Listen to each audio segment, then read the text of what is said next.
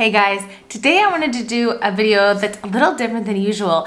And in today's video, I wanted to tell you how I became a menopause doctor. It's a very interesting story of how this came to be. One, I think that really tells a story about women's health in a whole new light. So that's what I'm gonna be talking about today. I hope you guys are interested, so stick around. I even brought coffee with me for this video because I'm probably gonna need it. Well, I didn't grow up thinking that I wanted to be a menopause doctor per se. I actually thought I always wanted to do OBGYN. And in fact, a lot of people think that I do OBGYN. Actually, the lines are a little blurred. I'm board certified in internal medicine, but I actually started my training in obstetrics and gynecology. And I found through a long-winded process that there were more ways to take care of women than just delivering babies. In fact, the idea of women's health in general, especially to medical students, residents, and actually those outside of, just medical schools, but other allied healthcare professionals, when we think about women's health, there is this idea that we think about contraception and pregnancy. Even myself, I was really in that trap. We think about reproductive health in terms of the beginning of our reproductive health, not the end. Before I even went to medical school, I actually did a master's degree at Roswell Park Cancer Institute where I thought I was going to be a medical oncologist. In fact, I really wanted to do breast cancer. That just really was what I thought was going to mesh my passion for taking care of women and also science, which was going to be that, medical oncology route.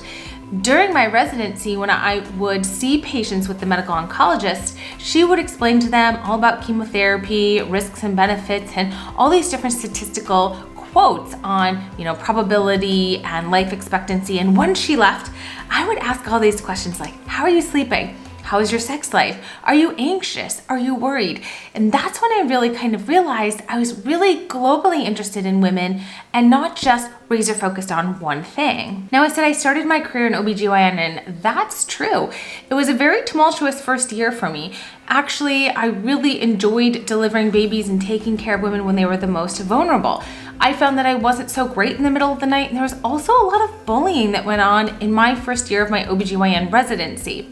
So what I did was I transferred within the same institution to internal medicine, and hence I am board certified now in internal medicine. And after my internal medicine residency, I decided to do a 2-year fellowship at Cleveland Clinic under Dr. Holly Thacker, whom I've talked about many times here on my channel.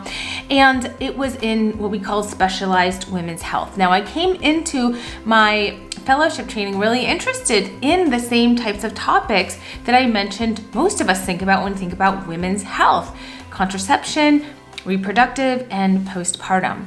Now, Dr. Thacker really specializes in menopause, and I spent the majority of my time with her. And throughout the first couple of months, I could not believe how women would come from across the country, and actually sometimes even across the globe, to see Dr. Thacker.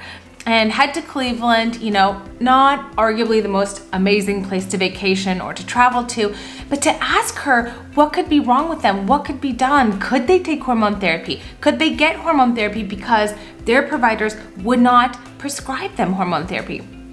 And let me tell you, it really changed my lens and view of women's health drastically.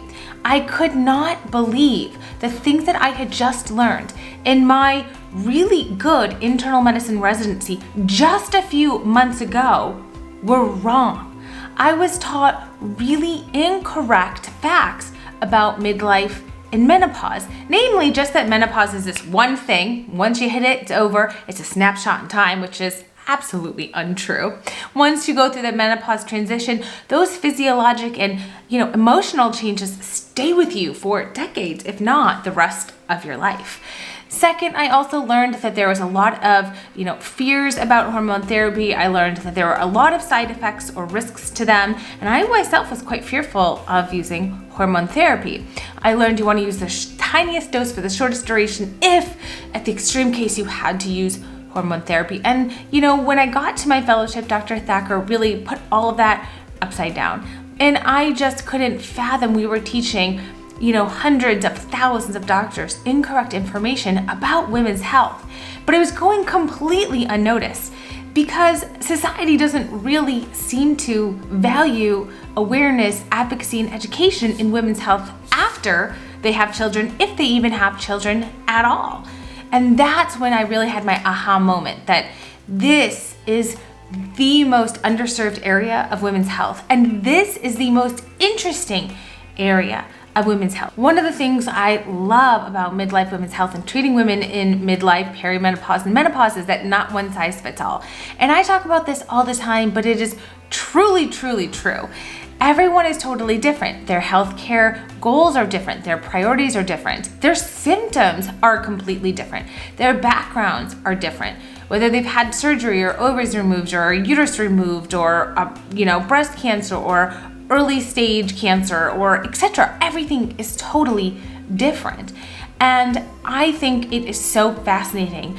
I always tell my patients, I think of midlife women's health like a Rubik's Cube. Once you move one thing, everything shifts, and you've got to give it time to see what happens when you just make one simple twist. And to me, I think that that is really, really fascinating. Now, I said that I loved being a part of women's lives when they were at their most vulnerable and delivering their babies. But really, women are also their most vulnerable in midlife and at menopause because there is just no clear understanding about how to really treat women in midlife and at menopause. So I love being a part of this part of women's life. It's so satisfying when people come back and say they feel like themselves, they are thriving again. I have given them their life back. Really, you have given yourself your life back. I have just been with you on the journey. But it is just such a fulfilling and rewarding and exciting career. In 2020, I wrote an article here published in the Journal of General Internal Medicine. And the article describes why I think clinicians have bias against using hormone therapy, and therefore this bias against using hormone therapy and treating it or appropriately counseling has led to some downstream effects. Mainly that clinicians are not prepared to answer women's questions or to treat their symptoms. And this, again, is also an educational issue. So unfortunately, unless you're a clinician or a healthcare provider, where we currently are in the status of taking care of women in midlife is not your fault.